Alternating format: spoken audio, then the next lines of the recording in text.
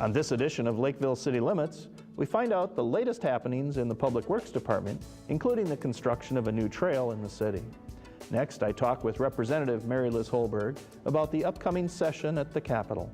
And finally, we'll stop by a painting class in another edition of the Heritage Center Update. Hello, I'm City Administrator Steve Melke. Welcome to City Limits, Lakeville's public information program.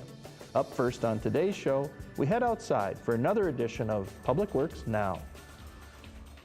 In this edition of Public Works Now, I will highlight snowplow operator training, tree trimming, and other miscellaneous public works tasks around the city.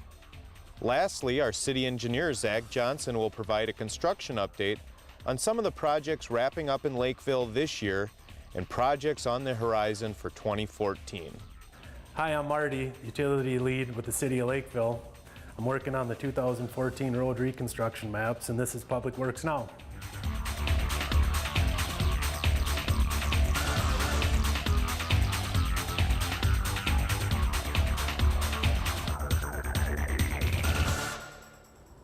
Hi, I'm Chris Petrie, Public Works Director for the City of Lakeville, and I'm here at our Central Maintenance Facilities Salt Storage Building, where we store over 5,000 tons of salt every winter season. What you see behind me are two different types of de-icing chemicals or salt. The first, that's kind of bluish green, is our treated salt that works in temperatures of 15 degrees or less, and we buy about 3,000 tons of that every year and apply it to our roads in Lakeville. The white salt or de-icing chemical is just that, it's straight salt. And each year we utilize about 2,000 tons of that material on our roadways to keep them safe and free of snow and ice. Each October, our Streets Division coordinates training through the Dakota County Technical College for both new and experienced snowplow operators. Using city plow trucks, our operators spend a day in the classroom and on the road understanding how the trucks operate, and they gain confidence in the handling of a heavy vehicle. Additionally, this year and for the first time, the Public Works Department and the Parks Maintenance Division took a safety day to train specifically on the city's snow removal equipment. This was considered to be a snowplow rodeo.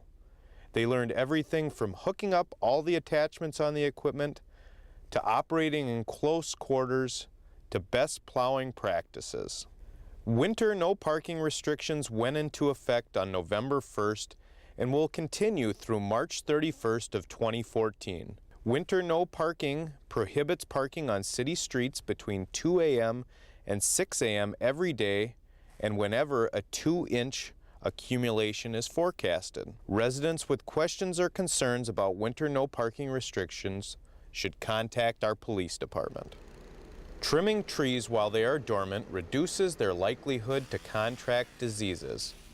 The tree trimming program focuses on a specific district and concentrates on removing dead, broken, and diseased branches. Branches that extend into the roadway are removed as well to prevent them from being damaged by passing vehicles. Additionally, staff thins or removes limbs that are crowded together and those that cross to reduce the chance for future damage and to improve the shape of the tree. Since the trees are without foliage at this time of the year, it is much easier to see the shape of the tree and those limbs that will need to be removed. Other items around the city, the Streets Division crews finished up their second round of fall street sweeping just before Thanksgiving. The focus of fall sweeping is to get as many of the leaves as possible off the street and out of the gutter line before winter snows begin to accumulate. Letting the leaves accumulate and then sit over the winter would result in clogged catch basins in the spring and would increase the potential for street flooding as the snow thaws. The Streets Division staff were also out installing holiday wreaths and banners in the downtown area in preparation for the downtown lighting ceremony just before Thanksgiving. Installing the wreaths has been easier in recent years since the city transitioned to LED lighted wreaths with new mounting systems. Hi everyone, Jim Schiffman here, continuing Public Works Now, and joining me is City Engineer Zach Johnson. Thanks for joining us, Zach. Thank you, Jim. Winter season is upon us, so I thought we'd do a quick review of some of the road construction projects that took place here this last fall. And we're here on Holyoke and 50, and they did just some minor tweaking of the road. Why don't you tell us about it? Sure, the county did a couple improvements at this intersection this fall, Jim. They put in a right turn lane on County Road 50 for that traffic going southbound into downtown Lakeville. As part of that, they put in designated crosswalks. So now folks in the downtown area of Lakeville will now have a designated crosswalk for pedestrians and bicyclists to get to the north side of 50. And with that, then the city put in a sidewalk from 50 up to the Heritage Center. So now we have a great way for pedestrians and bicyclists to get from downtown to the Heritage Center. Excellent. Well, we've got several areas we need to go to, so let's head out to our next spot. Very good. Here we go. Well, Zach, we have moved to probably one of the major construction projects from this last summer of 2013, the roundabout here at Dodd and Highview. Boy, am I glad that it's fixed, because this is the way I take to and from to work. What was this project all about this year? We had some intersection operation problems here, and the county constructed a kind of what's called a hybrid roundabout here. So it's 2 lanes along Dodd and 1 along Highview, and completed it this fall. It took a couple extra weeks, but dramatically improved the traffic here. There aren't any delays now, and traffic seems to be flowing freely. And it seems like most people get the roundabout. I think so. I think that the most important thing to remember is as you approach the roundabout, that you have to yield to both lanes before you go into the roundabout. Very good. Well, let's head on to our next project. Very good. Well, Zach, we moved to the Kenrick Avenue Trail that just was installed here this fall. What can you tell us about this? Sure, this trail here will complete the loop around Lake Marion. This year, up to this fall, you'll be able to go from 205th Street to 195th Street, and then back on the Juneau Trail. Next spring, the trail north of 195th Street will be completed, and then you'll have the entire loop done. Very nice. And how was this project funded? There's a couple of different sources on this. It's a federal aid project, so there's some money from the federal government. Also, the county has given some contributions as well, and some city portions from the Park Dedication Fund. Very good. Now, as long as we're here, if we look kind of this way, it's 35, and there was a lot of construction going on 35 this summer. They didn't, unfortunately, get done with that. What can you tell us about what's in store for 2014 here and then through the rest of the community? Sure. The state was making some repairs to the roadway on I-35. Unfortunately, it took them a little bit longer than they thought, so they were only able to complete the northbound lanes. Next year, they'll come back in the spring and do the southbound lanes. Unfortunately, that means another little spring and summer of some disturbances or some inconvenience and with some delays. Sure. And what are, just briefly, some of the projects that we can look forward to besides 35 that are going to go on in the community? Sure. Dakota County is going to start construction of the roundabout at County Road 50 and 60 next year. Most of the work is going to be outside the roadway, so there won't be a whole lot of disturbance there, but you will see some. The majority of that road work will be done in 2015. Next year is the final phase of the street reconstruction in the Valley Park area. And then the county has a couple of overlays on some county roads within the city as well. Wow, so they're going to be busy ripping up the roads and fixing our roads, so that's going to be great for the future. Another busy year of construction. Great. Zach, if somebody has a question about the projects, how can they get a hold of you? They can contact the engineering department at 952-985-4500 or on the city website. Perfect. Well, thank you very much for your time and the update on road construction projects here in the city. Thanks, Jim. That concludes this edition of Public Works Now. If you have any further questions, please feel free to contact the Public Works Department at 952-985-2700 or visit us on our website at www.lakevillemn.gov.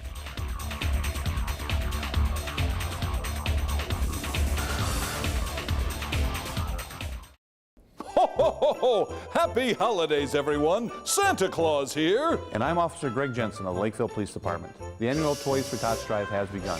You can do your part to help the less fortunate children in our community. If you would like to donate a new unwrapped toy, drop boxes are located at Lakeville City facilities. Get into the spirit of the season and make a donation to this important cause. Right, Santa? Right, Greg! Make a donation today to help make Rudolph's Day.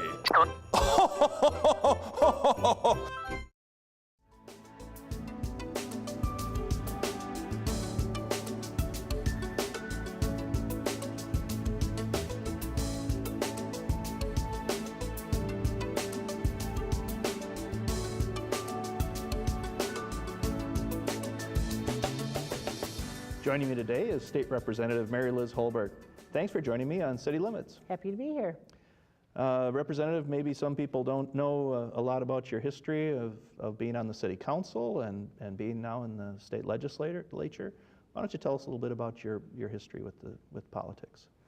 Well, first of all, I'm unusual in that I've lived in Lakeville since 1968, so I've been here and seen a lot of changes, but spent time on the Planning Commission 7 years, and then in 1995 was elected to the City Council, was there for 3 years, and then in 1998 I was elected to the House of Representatives. What's it like being the representative from Lakeville? Well, I love Lakeville. I'm always so proud of the traditions, the strong family values, the high level of volunteerism. It's really a community where people get involved, and we also are a community that uses innovative ways to solve local problems. I think our art center is an example of that.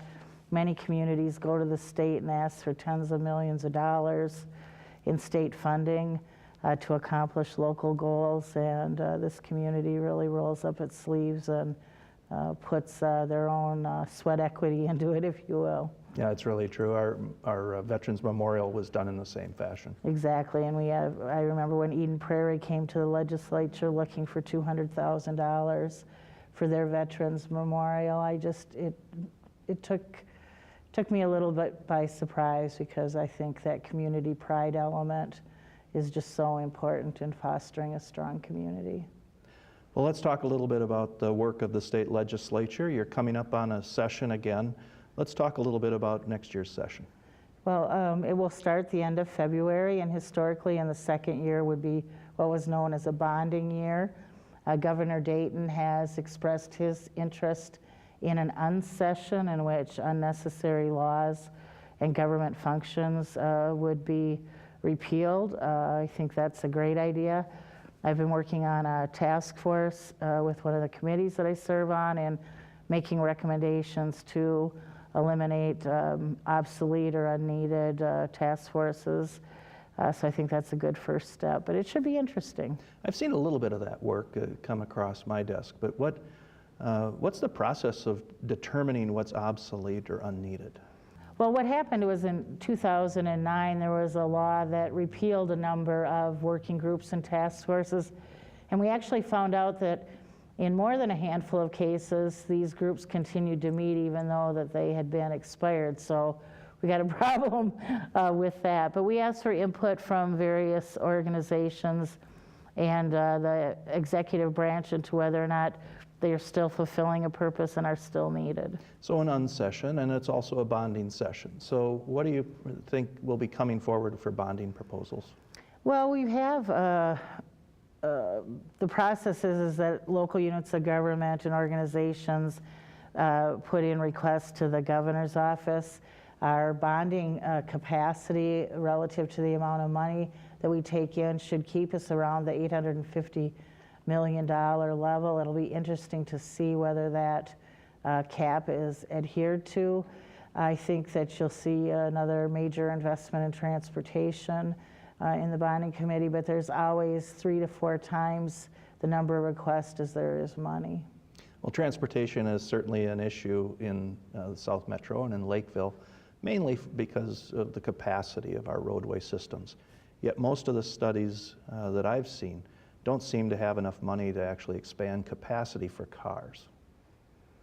That is true, and if you look at where we're spending most of our new transportation dollars, they're in the transit investment. When you look at the $1.5 billion for the Southwest Corridor line and the amount of ridership and its ability to reduce congestion, it's kind of frustrating to see that level of expenditure.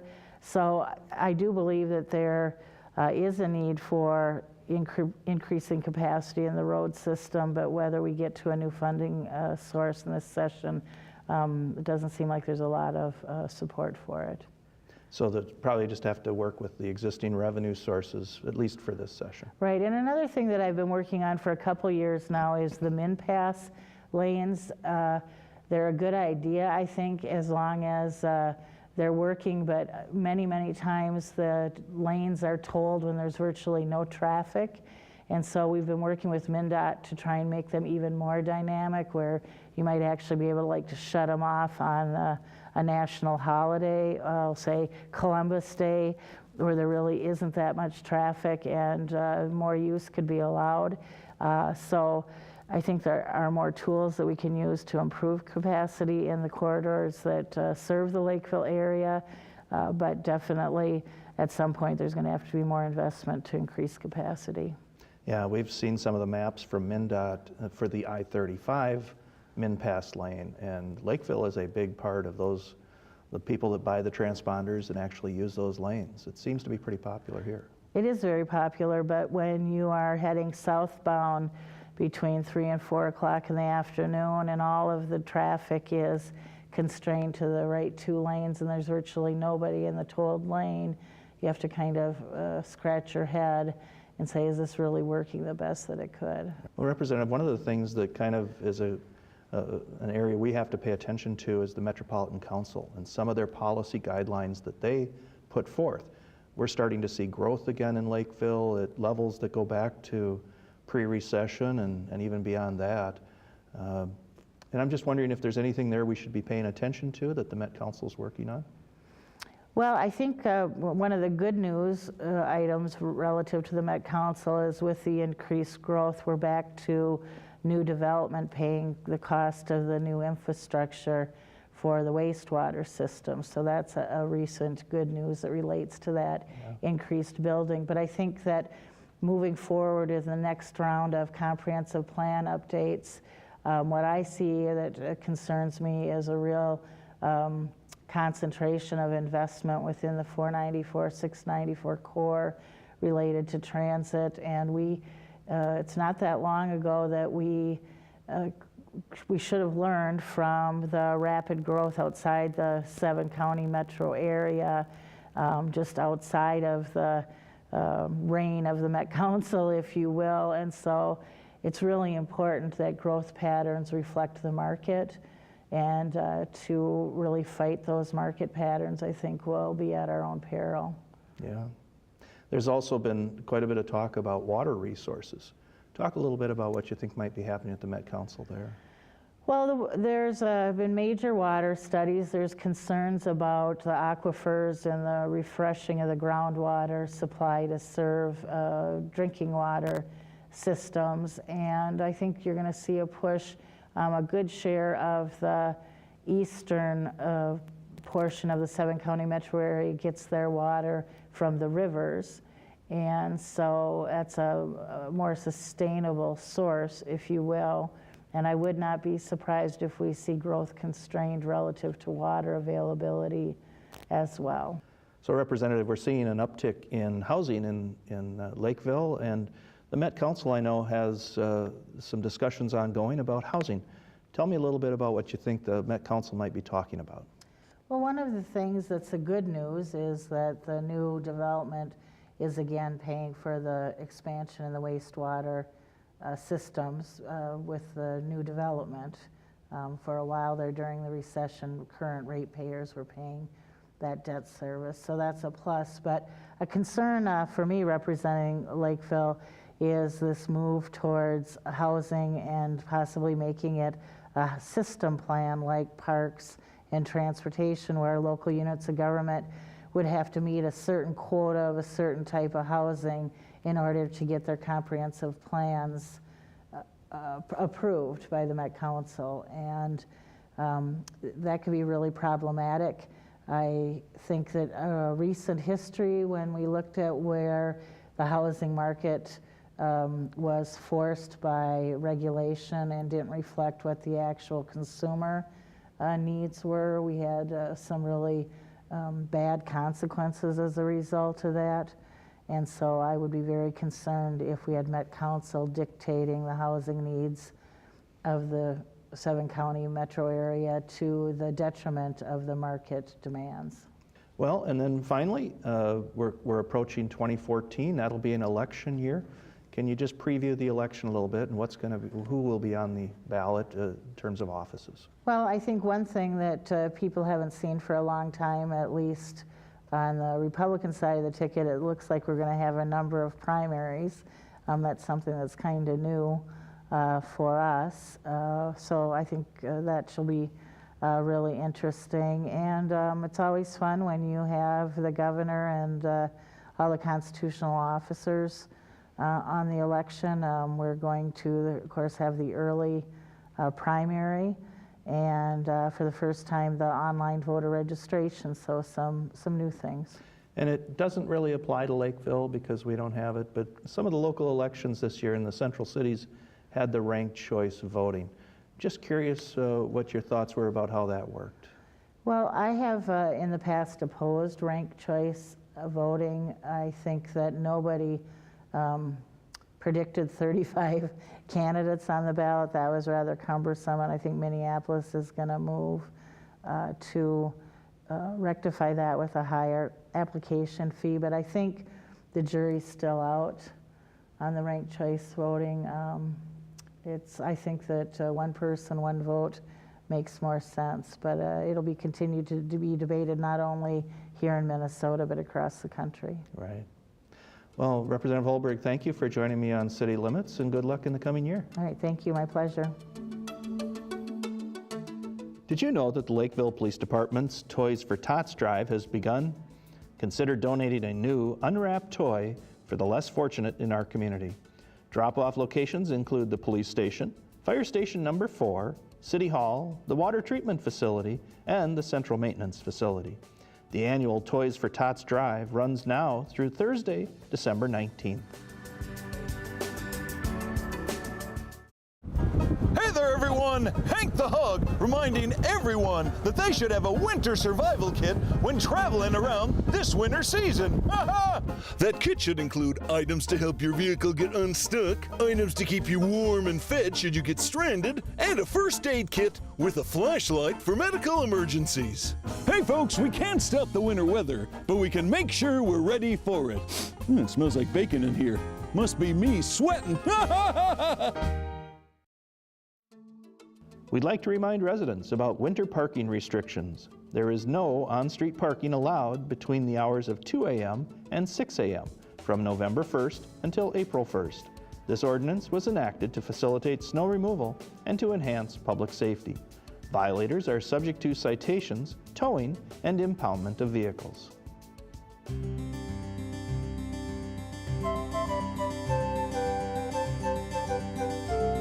Hi, I'm Linda Walter, the Senior Coordinator here at the Lakeville Senior Center. And with me today is our oil painting instructor, Gary Holthusen. Gary, we are welcoming you here today. We really enjoy your painting class that you have.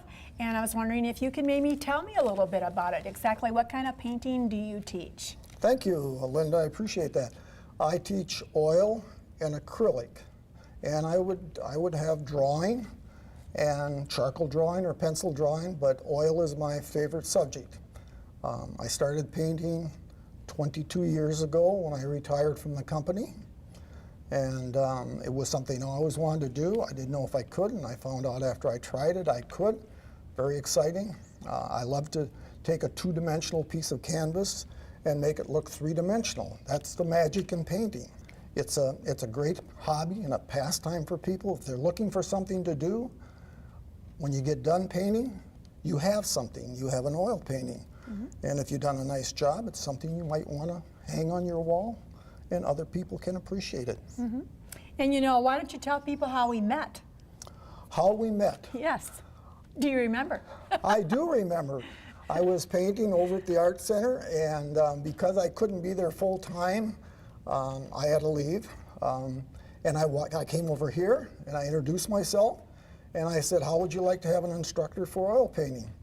I won't charge anything. And Linda said, that's my kind of guy.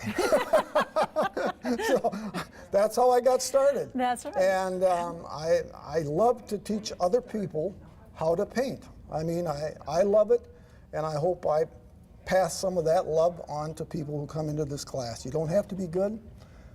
We're all doing it for fun. Mm-hmm.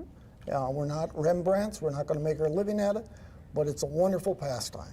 It And really is. you've been teaching here now for 2 years. I've been teaching here for 2 years. Yes. Enjoyed 2 years of painting Yes. and teaching. And so now for people who have never painted before and are a little bit shy about taking this class, thinking that they're not good enough to paint, what would you say to them? Oh, not good enough? No, you want to try it. You don't know how good you are until you try it. When I retired 22 years ago, I'd never picked up a brush in my life. I'd never painted anything, and I didn't know if I could. And then I painted my first painting, and I said, voila, I can paint. And you can't imagine the exhilarating feeling I had in realizing I can paint. And I'm sure a lot of other people have that in them. All they have to do is try. Nothing ventured, nothing gained. And you teach the classes here when? I teach the class from 1 o'clock until 4 o'clock every Friday afternoon. And like Gary said, it's free. It's free. And I think here you have some samples of the artwork that you've done. Yes, And yes. some of your students. These are paintings from the students they've done over the past 2 years. And I think if you look at them, you will say they're quite good. Yes. And these people came into this class, some of them with painting experience, others with very little. But I'm very proud of what they've done. Very, very proud. They have done excellent work. And I believe they've learned some things from my class that they probably didn't know from before. So Gary, if people are interested in possibly painting, what should they do? How do they go about it? Well, first I would say they should come in and talk to you and indicate their interest, and then come and visit the class for say a half an hour, and see what we're doing, and if it's something that they might think they might enjoy. It wouldn't take a lot for them to get started, and they can build on whatever supplies they initially have, and that's enough. What kind of supplies would they need immediately? You need a canvas of some kind to paint on, some basic colors, tubes of colors that you need, and some basic brushes, and then some turpentine or some water if you're in acrylic. Acrylic is water-based, oil is turpentine-based, oil-based. And other than that, it's just your time and your energy and your desire to get started. Okay, and then when they come, don't you give them a supply list that they can use? I do. I Kind of have give an them an idea. all-inclusive supply list that I'll give them that they can pick from, and I can help guide them through on that list as to what basic supplies they would need when they first come in. Okay. They don't need the whole list. Well, Gary, thank you. It's been very interesting, beautiful artwork. We really Thank you. appreciate you I volunteering for us. appreciate the opportunity to come in here and share my love of painting. Well, thank you all. Well, besides our wonderful oil painting class we have, I'd like to let you know about some special events that we have coming up for December. On December 7th, we have our Holiday Bazaar, and that will be from 9 a.m. to 3 p.m. We have several local crafters, a white elephant sale, a bake sale, lunch, and our famous cinnamon rolls. And besides, the Historical Society will be open for you to tour. So that should be a very fun day. You won't want to miss it. Also, Santa Claus will be there to have your picture taken with him. On December 10th, we'll celebrate the holidays with a performance by the Dragonflies. They are a group of South Metro musicians. And following their entertainment, we'll have a catered dinner with all the trimmings. And cost is only $13. On December 18th, we will have our monthly free massages by Health Source Chiropractic. Call the center to make your appointment and plan to stay and hear a short presentation on arthritis health tips. On December 20th, we will play Jingle Bingo. It's just regular bingo with a holiday flair. Cost is 1 punch and 10 cents a card. Kingsley Shores will furnish a delicious soup lunch. We plan to celebrate the new year on Tuesday, December 31st from 1 to 3 p.m. Appetizers will be furnished courtesy of Kingsley Shores. Entertainment by Richie Z, who puts on a fabulous program, which is a tribute to Frank Sinatra, Dean Martin, Jerry Lewis, and of course, Elvis. Besides these special event programs, we offer many programs on a daily and weekly basis. We have a senior chorus and a Red Hat chorus that practice on Thursday mornings. New members are always welcome. If you enjoy cards or table games, we offer Texas Hold'em, euchre, hearts, dominoes, chess, mahjong, hand and foot, pinochle, party bridge, and duplicate bridge. For those of you who enjoy dancing, we have tap dance and line dance classes. And if you are an exercise addict, we offer yoga, Zumba, and low-impact aerobics. We also offer blood pressure checks and hearing screening every month. If any of these programs interest you, we'd love to have you stop by the Heritage Center, located at 20110 Holyoke Avenue, which is right across the street from City Hall, or check our website at www.lakevillemn.gov.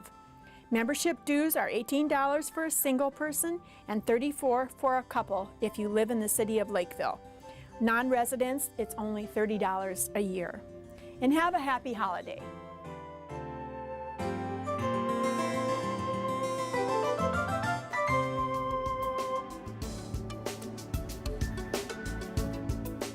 Now it's time for the answer to today's trivia question, which is, how many sworn police officers work at the Lakeville Police Department? If you guessed C, 53 officers, you would be correct. Here is a look at some of the upcoming public meetings that you can attend at City Hall. The Finance Committee, which meets at the Water Treatment Facility, meets on Thursday, December 12th at 7 p.m. The City Council will be meeting on Monday, December 16th at 7 p.m. The Parks, Recreation, and Natural Resources Committee will be holding its meeting on Wednesday, December 18th at 6 p.m. And the Planning Commission will hold its meeting on Thursday, December 19th at 6 p.m. For more information on government meetings and the role of our boards and commissions, visit the city website at www.lakevillemn.gov. That's it for this edition of Lakeville City Limits. Thanks for watching. If you experience a problem with your cable TV service here in Lakeville, you should first contact Charter Communications at 1-800-581-0081. If you do not receive a satisfactory response, you can call the city at 985-4407 and we will assist you in resolving your problem. And just a reminder, you can see all of our programming online on the city website at www.lakevillemn.gov. Thanks again for watching this program and all of the programming here on LGTV.